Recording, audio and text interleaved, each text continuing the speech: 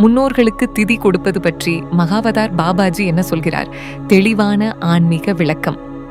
மகாவதார் பாபாஜியின் போதனைகளில் நேரடியாக திதி என்ற சொல் அதிகம் வராதாலும் முன்னோர்கள் கர்மபந்தம், ஆன்ம ஞானம், குடும்ப பரம்பரை, ஆசி அருள் பற்றிய அவருடைய தத்துவம் இந்த விஷயத்தை மிகவும் அழகாக விளக்குகிறது. இது பாபாஜி சொல்கிறார் என்ற நடைமுறையான ஆன்மீக உண்மை வடிவில் முன்னோர்களுக்கு திதி கொடுப்பது பற்றி பாபாஜியின் பேருரை ஒன்று, உன்னுடைய உடல் உனது அல்ல, அது முன்னோர்களின் பரிசு. பாபாஜி சொல்வார், உன்னுடைய உடம்பு, உன் ரத்தம், உன் மூச்சு இதெல்லாம் உன் முன்னோர்களின் தொடுப்பு. அவர்களை நினைவு கூறுவது கடமை அல்ல, நன்றி உணர்வு.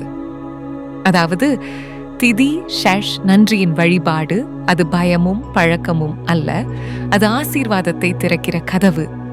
2 முன்னோர்கள் பசி இல்ல, நினைவின் ஆற்றல் தேவை. பாபாஜியின் போதனையில் பரம்பரை ஆவி பசி இல்ல, அவர்களுக்கு தேவையானது உன் நினைவு, உன் நன்றி, உன் மனதின் ஒளி. திதி நாள் நாம் உணவு வைத்து செய்யும் ஹோமம், தீபம், அர்ச்சனை நம்முடைய சத்தியமான நினைவு சக்தியை முன்னோர்களுக்கு அனுப்புகிறது. 3, நீ முன்னோர்களை கௌரவித்தால் உன் கர்ம பாதை சுத்தமாகும். பாபாஜி சொல்வார், பித்ரு கர்மம் நிறைவில்லாமல் இருந்தால் மனிதனின் மனமும் வீட்டின் ஆற்றலும் முழுமையடையாது. அதாவது திதி அஷோ வீட்டின் ஆற்றலை சீர் செய்யும் கர்ம தூய்மை. 4 முன்னோர்கள் ஆசீர்வதிக்கும் போது 3 விஷயம் தானாக வரும். பாபாஜி சொல்வார், 1 வீட்டில் ஆரோக்கியம், 2 வாழ்க்கையில் தடைகள் குறைவு, 3 புதிதாக வாய்ப்புகள் திறப்பு. அவர்களின் ஆசீர்வாதம் நம்மை வேகமாக முன்னேற்றும். 5 திதி செய்ய முடியாதவர்களுக்கும் பாபாஜியின் ஒரே வழி. பாபாஜி சொல்வார், ஒரு தீபத்தை ஏற்றி என் முன்னோர்கள் எல்லாம் சாந்தி அடையட்டும் என்று சொன்னால் போதும். பிரார்த்தனையின் தீபம் எல்லா உலகங்களிலும் சென்று சேரும். எந்த பெரிய பூஜை கூட வேண்டாம், ஒரு தீபம் பிளஸ் ஒரு நன்றி, ஷஸ்ஸி பித்ரு ஆசீர்வாதம். 6 திதி செய்யும் போது செய்யக்கூடிய பாபாஜியின் 3 பின்பற்றுதல்: அமைதியாக 3 நிமிடம் முன்னோர்களின் முகத்தை நினைவு பண்ணுதல், நன்றி என்ற ஒரு வார்த்தை, அவர்கள் சாந்தி பெற பிரார்த்தனை, அதுவே உயர்ந்த திதி. 7 திதி சரியாக செய்தால் என்ன பலன்? பாபாஜி விளக்குவது, மனதில் அமைதி, குடும்பத்தில் ஒற்றுமை, தீராத பிரச்சனைகள் சரியாகுதல், வீட்டில் ஆற்றல், எனர்ஜி ஃபீல்ட் உயர்வு, சாபம் தடைகள் குறைவு. 8 இறுதி பாபாஜி சொன்ன வரிகள்: உன்னுடைய முன்னோர்களின் ஒளியே, நீ அவர்களை கௌரவிக்கும் போது உன் வாழ்க்கை ஒளிரும். ஜெய் ஓம் கிரியா பாபாஜி நமாஹ். தீண்டாமை பற்றி பாபாஜி என்ன சொல்கிறார்? மகாவதார் பாபாஜி வாழ்க்கை முழுவதும் சொல்லும் ஒரு மைய உண்மை: அன்பில் பிறந்தவனை அன்போடு பார்க்காதவன்தான் மூடன். பாபாஜி எந்த மனிதரையும் ஜாதி, மதம், நிறம், பிறப்பு, நிலை, தொழில் எதுவும் கொண்டு பிரிக்க மாட்டார். அவர் பார்வையில் எல்லா உயிரும் ஒன்றே. தீண்டாமை என்பது மனித உருவம் எடுத்த ஈகோவின் பிளவு மட்டுமே. பாபாஜியின் உபதேசம்: 1 உயிர் ஒரு தீபம். உடல் அதன் விளக்கின் நிறம் வேறானாலும் தீபம் ஒன்றே. தீண்டாமை என்பது ஆன்மீக வளர்ச்சிக்கு மிகப்பெரிய தடையாக அவர் கூறுகிறார். 2 யாரையும் தூய்மையற்றவன் என்று அழைப்பவன் முதலில் தன் மனத்தை பார், ஏனெனில் அழுக்கு உடலில் இல்லை, மனதில்தான். 3 தீண்டாமை என்பது கர்மத்தை உடனே கட்டுப்படுத்தும் மிகப்பெரிய பாபம்.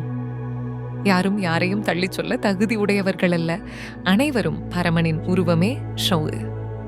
உன்னால் முடிந்தால் உயர்த்து, முடியாவிட்டால் குறைந்தபட்சம் தாழ்த்தாதே. இதுவே பாபாஜியின் கருணையின் மொழி. 5 அன்பில்லாதவன்தான் அசுத்தன். தீண்டாமை கொண்ட மனம் தன்னையே அழிக்கிறது. ஜெய் ஓம் கிரியா பாபாஜி நம. சூதாட்டம் பற்றி பாபாஜி சொன்ன தீவிரமான உபதேசம். பாபாஜி கூறுவது மிகவும் எளிது, ஆனால் ஆழமானது. சூதாட்டம் என்றால் மனிதனின் கர்மத்தை விற்றுவிடும் தானம். அதாவது சூதாட்டம் மனிதனை லாபம் தேட வந்தவனாக மாற்றாது. அவன் வந்த கர்மத்தை பல மடங்கு அதிகரித்து அனுப்பும். அதில் ஜெயம் கிடைக்கலாம், ஆனால் அது உண்மையான ஜெயம் இல்லை. அந்த ஜெயம் ஒரு நாள் கடுமையான இழப்பாக திரும்பி வரும். சூதாட்டம் என்ன உண்டாக்கும்? மனாசை, பேராசை, பதட்டம், கோபம், சமாதான குறைவு, குடும்ப உறவுகள் உடைதல், பண இழப்பு, தவறான முடிவுகள், கர்ம சுமை. பாபாஜி சொன்ன மிக ஆழமான வரி. மனசு தெளிந்திருக்கும் இடத்தில்தான் தீர்ப்பு சரியாக வரும். சூதாட்டம் மனதை கலக்கி கர்மத்தை குழப்பும். சூதாட்டம் லாபம் தருவதில்லை, அது உன்னிடமிருந்து பிரிக்கிறது. உன்னுடைய செயல் சக்தியை எடுத்துக்கொண்டு அதிர்ஷ்டத்தை நோக்கி ஓட வைக்கிறது. பாபாஜி கூறும் தீர்வு: உழைத்து பெற்ற பணத்தில் சாந்தி இருக்கும், அதிக வேகத்தில் கிடைத்த பணத்தில் அச்சம் இருக்கும். உழைப்பில் வரும் பணம் புனிதம், சூதாட்டத்தில் வரும் பணம் கர்ம சுமை. ஜாய் ஓம் கிரியா. பாபாஜி நமா. மகாவதார் பாபாஜி சொன்னார், துன்பம் வருவது தண்டனைக்காக அல்ல, விழிப்புணர்வுக்காக. அவர் விளக்கினார், மனிதன் துன்பத்தை வெறுக்கிறான், ஆனால் அதில்தான் அவன் உண்மையான வளர்ச்சி. துன்பம் என்பது ஆன்மாவை கடினமாக வடிக்கும் கருவி. அது மனதை சுத்தப்படுத்தி இதயத்தை மென்மையாக்குகிறது. பாபாஜி கூறினார், துன்பம் உன்னை உடைக்கவில்லை, அது உன்னை வடிவமைக்கிறது. மலர் பூக்க மண் நசைய வேண்டும் போல மனிதன் ஆன்மீகமாக மலர துன்பம் அவசியம். அவர் சொன்னார், நீ துன்பத்தை அன்புடன் ஏற்றுக்கொள். அது உன்னை தேவனிடமிருந்து பிரிக்காது, அருகில் அழைத்துச் செல்லும். துன்பம் ஒரு கதவை திறக்கும், அதில் வெளிச்சம் உள்நுழையும். அந்த வெளிச்சம்தான் ஞானம்.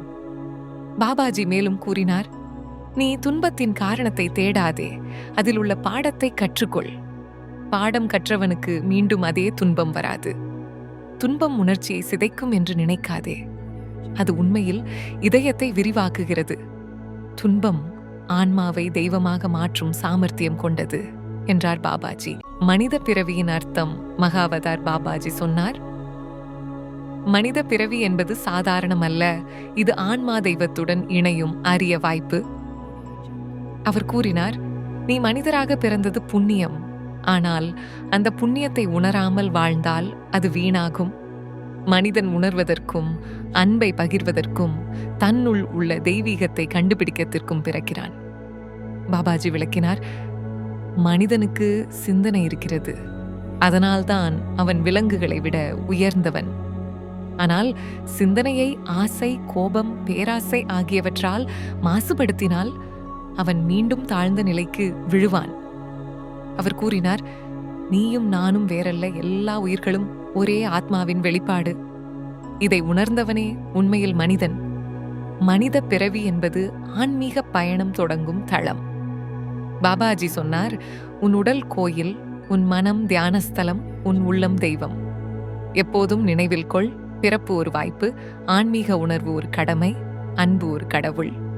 மகாவதார் பாபாஜி சொன்னார், அகங்காரம் என்பது நிழல் போல உடன் வருவது, ஆனால் அது சூரிய ஒளியை மறைக்க முடியாது. அவர் விளக்கினார், அகங்காரம் தோன்றுமிடத்தில் தெய்வீக ஒளி மறைந்துவிடும். அகங்காரம் நான் என்ற பொய்யான உணர்வை உருவாக்குகிறது, ஆனால் ஆன்மா நாம் என்ற உண்மையை உணரச் செய்கிறது. பாபாஜி கூறினார், அகங்காரம் என்பது அறிவின் எதிரி, அன்பின் பகைவர். அது உன்னை பிரிக்கிறது, ஆனால் தியானம் உன்னை ஒன்றாக்குகிறது. அவர் சொன்னார், அகங்காரம் என்பது பெருமை அல்ல, அது பயம், மறைந்த வடிவம். பயமில்லாதவன்தான் உண்மையில் தாழ்மையானவன். அகங்காரத்தை வெல்ல ஒரே வழி பணிவு. பணிவே தெய்வீக ஒளிக்கான கதவு. பாபாஜி கூறினார், நீ உன்னை சிறியவனாக நினைத்தால் பிரபஞ்சம் உன்னை பெரிதாக்கும், ஆனால் நீ பெரிதாக நினைத்தால் பிரபஞ்சம் உன்னை சிறிதாக்கும். அகங்காரம் இல்லாத மனம் அமைதியின் வடிவம். அங்கேதான் பாபாஜியின் தத்துவம் முழுமை பெறுகிறது. அன்பில் அகங்காரம் கரையும், பணிவில் ஆன்மா விளங்கும். பாபாஜி சொல்கிறார், மகனே, மனம் காற்றைப் போலது, அது எங்கேயும் பறக்கலாம். ஆனால் காற்றை ஒரு திசையில் நகர்க்கும் சக்தி உன்னிடம் உள்ளது. அது சிந்தனை கட்டுப்பாடு. மனதை அடக்க கற்றுக்கொள், இல்லையேல் அது உன்னை எல்லா திசைகளிலும் இழுத்துச் செல்லும். போதனை விளக்கம். மனம் பயம், ஆசை, கோபம், சந்தேகம், துக்கம் என பல திசைகளில் ஓடும். அதை நிறுத்த முயலாதே. அஹசே, அதை நெறிப்படுத்த கற்றுக்கொள்ளு. நல்ல சிந்தனைகளில் மனத்தை செலுத்தினால் உன் வாழ்க்கை அமைதியாகும். திசை தெரியாமல் சென்றால் காற்றால் தீ பரவும், திசை கொடுத்தால் காற்றால் தீபம் ஏற்கும். அதேபோல் நெறிப்படுத்தப்பட்ட மனம் வாழ்க்கை முழுதையும் உள்ளிரச் செய்யும். சுவாசத்தில் கவனம் வைத்தால் மனம் இயல்பாக அமைதியாகும். மனம் உன் வல்லமை. அதை கட்டுப்படுத்தினால் உலகமே உனது சாதனையாக மாறும். பாபாஜியின் இறுதி வரி, மனத்தை நீ ஆள்க, இல்லையெல மனம்தான் உன்னை ஆளும். பாபாஜி, பிள்ளைகளே, வாழ்க்கை என்று சொல்லப்படும் வழி நேர்கோடு அல்ல. அது ஒரு சிருஷ்டிக்கப்பட்ட பயணம். யாருக்கும் எளிதல்ல, ராமனுக்கே எளிதில்லை. இன்று நான் உங்களுக்கு சொல்லப் போவது ராமனின் அயோத்தி வாழ்க்கை, அவரின் டப்பாம், அவரின் கூடி வாழ்தல். இவை உங்கள் வாழ்க்கையையும் மாற்றும். சாப்டர் 1, அயோத்தி. தர்மத்தின் நகர் அயோத்தி சக்தியும் அமைதியும் கலந்த நகரம். அந்த நகரம் ஒரு இடம் மட்டுமில்லை, ஒரு நெறியும் ஒரு ஆவியும். ராஜா தசரதன் ஆட்சி செய்த நாடு, வளமோடு தழைத்த ராஜ்யம், சமாதானம், அன்பு, ஒற்றுமை. பாபாஜி சொல்கிறார், தர்மம் இருக்கும் இடத்தில் பயம் இல்லை, தர்மம் இருக்கும் இடத்தில் பசி இல்லை, தர்மம் இருக்கும் இடத்தில் போராட்டம் இருந்தாலும் தோல்வி இல்லை. அப்படிப்பட்ட நகரில் ராமன் பிறந்தார். சாப்டர் 2, ராமனின் சிறுவயது. ராமன் வளர்ந்த விதம் சாதாரணமில்லை. நேர்மை முதலில், அன்பு அடுத்தது, கடமை மூன்றாவது. அவருக்கு கிடைத்த 3 முக்கிய பயிற்சிகள். 1, கோபத்தை அடக்குதல். 2, வெற்றி வந்தாலும் தாழ்மையை காத்தல். 3, நெறியை காப்பது தன்னையே காக்கும் என்ற உண்மை. பாபாஜி டீச்சிங், குழந்தைக்கு முதலில் கொடுக்க வேண்டியது எஜுகேஷன் கிடையாது, அடக்கம், நன்றி, அன்பு. அதுதான் உண்மையான கல்வி. சாப்டர் 3, கர்ம பாதை. ராமன் வளரும்போது ஒவ்வொரு சம்பவமும் தர்மத்துக்கான பயிற்சி. ஒரு நாள் ராமன் ஒரு பறவையை பார்த்து அது காயமடைந்து புல்லில் விழுந்தது. ராமன் அதை தூக்கி வைத்தான், அழகாக ரெஸ்ட் கொடுத்தான்.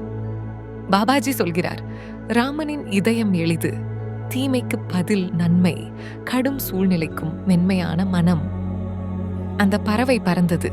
அந்த நாள் ராமனின் மனதில் ஒரு விதை விழுந்தது. என்னை பார்த்து யார் உதவுகிறார்கள் என்பது முக்கியமில்லை, நான் யாருக்கு உதவுகிறேன் என்பதுதான் என் தர்மம். சாப்டர் 4, ராம லக்ஷ்மணன் பிணைப்பு. லக்ஷ்மணன் என்றால் ஒரு அன்பின் உருவம். ராமனை விட்டு பிரிவே இல்லை, அவரின் மூச்சே ராமன். ஒரு நாள் லக்ஷ்மணன் ராமனிடம் கேட்கிறான், லக்ஷ்மணன், அண்ணா, நீ எப்போதும் கோபம் வரவில்லையே? ராமன், கோபம் வராததில்லை தம்பி, ஆனால் ஒரு நிமிடம் காத்தால் எல்லா கோபமும் தானாக இறங்கிவிடும். பாபாஜி சொல்கிறார், கோபம் வராதவன் இல்லை, கோபத்தை அடக்கும் வந்தான் இவால்வ்டானவன். சாப்டர் 5, விஸ்வாமித்திரர் வருகை. ஒரு நாள் அயோத்தியின் தருமம் காத்து நின்ற விஸ்வாமித்திரர் வந்தார். அவர் மனம் ஹெவி, யாகம் கலைந்து கொண்டிருக்கிறது. அசுரர்கள் டிஸ்டர்ப் செய்கிறார்கள். ராஜா தசரதா, உன் ராமனையே நான் வேண்டும். அந்த வார்த்தை கேட்டு தசரதன் அதிர்ந்தார். ஆனால் ராமன் அமைதியாக எழுந்து கரம் கூப்பினான். அப்பா, நான் போகிறேன். பாபாஜி சொல்கிறார், தர்மத்துக்காக சாக்ரிஃபைஸ் செய்யும் போது மனம் பயப்படக்கூடாது. அதை ராமன் நமக்கு காட்டினான். சாப்டர் 6, ராமன் காட்டில் நடந்து கொண்டே இருக்கிறான். லக்ஷ்மணன் அருகில். விஸ்வாமித்திரர் முன்னால் அந்த காற்றின் ஒலி, அந்த மரங்களின் சப்தம், அந்த சிலந்தி கூட பயப்படாத அமைதி. அதில் ராமன் முதல் பாடம் பெற்றான். Nature teachers silence. Babaji teaching, அமைதி இல்லாதவன் முன்னேற முடியாது, சொல்லில்லாத இடத்தில்தான் ஆன்மா பேசும். சாப்டர் 7, தாடகையின் கதை. அசுரி தாடகை ஒரு வலிமை சின்னம். ஆனால் வலிமை தவறான பாதையில் சென்றால் அது அழிவு மட்டுமே. விஸ்வாமித்திரர் ராமனிடம் சொல்கிறார், இவளை நீ உயிரோடு விடக்கூடாது. ராமன் மனதில் ஒரு வேதனை, நான் ஒரு பெண்ணை ஏன் சுட வேண்டும்? அப்போது விஸ்வாமித்திரர் கூறும் வார்த்தை, ராமா, தர்மத்துக்கு பெண் ஆண் என்ற வேறுபாடு இல்லை, தீமை தீமையே. பாபாஜி சொன்னார், இங்கே ஒரு ஆழமான ஞானம். தீமைக்கு இரக்கம் கொடுத்தால் தீமை பெருகும். ராமன் அம்பு விட்டு தாடகையை விடுவித்தான். சாப்டர் 8, யாகம் நிறைவு. Raman first victory. ஆனால் அவன் முகத்தில் செலிப்ரேஷன் இல்லை, அமைதி மட்டுமே. பாபாஜி டீச்சிங், உண்மையான சாதனை உண்மையான உள்ளக அமைதி தரும். அடுத்து என்ன செய்யலாம் என்ற கவலை தராது. சாப்டர் பெயது மிதிலா நகரம். விஸ்வாமித்திரர் ராமனை மிதிலா நகரத்துக்கு அழைத்துச் செல்கிறார். மிதிலா பொன்னாலான நகரம் அல்ல, அரசர் ஜனகர் தர்மத்தாலான நகரம். இங்கேதான் ராமன் ஃபர்ஸ்ட் டைம் சீதையை பார்க்கப் போகிறார். சாப்டர் 10.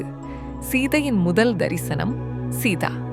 அவள் அழகால் பிறரை கவரவில்லை, அவள் தூய்மையால் உலகத்தை கவர்ந்தாள். அவள் கண்களை ராமன் மீது வைத்த அந்த நொடி உலகமே நின்றது போல. பாபாஜி சொன்னார், அன்பு என்பது கண்களில் தொடங்கும், ஆனால் இணைவு ஆன்மாவில் உருவாகும். சாப்டர் 11. சிவபரமான பின்புலம் சீதையின் வாழ்க்கை. ஒரு சேலஞ்ச். சிவபெருமான் வைத்திருந்த வில்லையை யாரும் எடுக்க முடியவில்லை. அதை தூக்கக்கூடியவன் அவள் கணவன், ஆனால் யாரும் முடியவில்லை. சாப்டர் 12. ராமன் வில் எடுத்த தருணம். ராமன் சிவவில்லையை பார்த்தான். அதில் திமிரும் இல்லை, அதில் பயமும் இல்லை. பாபாஜி சொன்னார், ராமன் வில்லையை தூக்கியது மசலால் அல்ல, அவன் பியூரிட்டியால். வில்லின் நெருக்கம் உலகம் சுவாசம் நெறித்தது. அவன் அதை உடைத்தான். சீதையின் வாழ்க்கை ஒரே நொடியிலே மாற்றம். சாப்டர் 13.